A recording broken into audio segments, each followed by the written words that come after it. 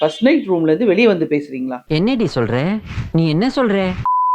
11 மணி இருக்கும் ஃபோன் வருது. ஃபோன் எடுத்து ஹலோ அப்படின்னு சொன்னா, அந்த முனையில இருந்து நான் உங்ககிட்ட கேஸ் குடுக்கணும். நான் சொல்றேன் 11 மணிக்கெல்லாம் நான் கேஸ் எடுக்க தயாரா இல்லைங்க. ஃபோன கீழ வைங்க. நாளைக்கு பேசிக்குவோம். இல்லைங்க அர்ஜென்ட்டுங்க. நான் ஃபர்ஸ்ட் நைட் ரூம்ல இருந்து வெளிய வந்து பேசுறேன் அப்படின்னு. ஃபர்ஸ்ட் நைட் ரூம்ல இருந்து வெளிய வந்து பேசுறீங்களா?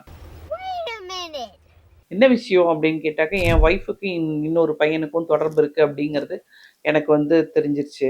எப்படி நீங்க கண்டுபிடிச்சீங்கன்னேன். ஒரு ஃபோன் வந்தது. அந்த ஃபோன் அடிச்சுட்டே இருந்தது. நான் எடுத்து குடுத்தேன் என் ஒய்ஃப் கிட்ட. அவங்களோட முன்னாள் காதலனோட பேசிட்டு இருந்தாங்க.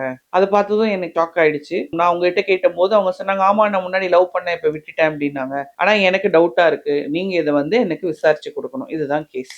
பயப்பிடிச்சிட்டான். இத நாங்க இன்வெஸ்டிகேட் பண்ணி, இந்த பொண்ணுக்கும் அந்த பையனுக்கும் தொடர்பு இருக்கா அப்படின்னு பார்த்தா, ஆமா இருக்குங்கிறதையும் கண்டுபிடிச்சோம். இந்த பொண்ணு எதுக்காக வந்து இவர கல்யாணம் பண்ணிக்கிட்டாங்க அப்படின்னு கேட்டீங்கன்னா, நீங்க ஆச்சரியப்படுவீங்க. தான் வெளிநாடு போக வேண்டும் என்ற ஒரு எண்ணம் அந்த பொண்ணுக்கு இருந்திருக்கு. அதனால அந்த பையன் வந்து வெளிநாட்ல இருக்கிறதுனால, அந்த பையனோட நம்ம வந்து கல்யாணம் பண்ணிக்கிட்டோம்னா வெளிநாடு போயிடலாம். வெளிநாடு போனதுக்கு அப்புறம் நாம 2 பேரும் எஸ்கேப் ஆயிரலாங்கிற பிளான்ல அந்த பொண்ணு வந்து கல்யாணம் பண்ணிக்கிட்டாங்க அப்படிங்கிறத எங்க இன்வெஸ்டிகேஷன்ல நாங்க கண்டுபிடிச்சோம். முதல்வர் எங்கள கால் பண்ணாரு இல்லையா? அவருக்கு நாங்க சொல்லும்போது என்ன சொல்லிட்டாரு, "நான் வந்து ஒரு பெரிய கம்பெனில வேலை பார்க்குறேன் வெளிநாட்ல.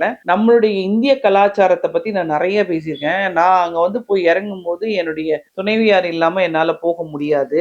இவங்க வந்து அந்த பையன மறந்துட்டு என்னோட வாழ விரும்பினால், நான் அவங்கள கூட்டிட்டு போறேன்" அப்படின்னு சொல்றாங்க. நான் அந்த பொண்ணுகிட்ட பேசினேன். அந்த பொண்ணு வந்து ஓகே நான் போறேன் அப்படிங்கிறாங்க. நான் கேட்கிறேன் அந்த பையன என்ன பண்ணுவீங்கன்னு கேட்கிறேன். அவன்ட்ட கூப்பிடுங்க.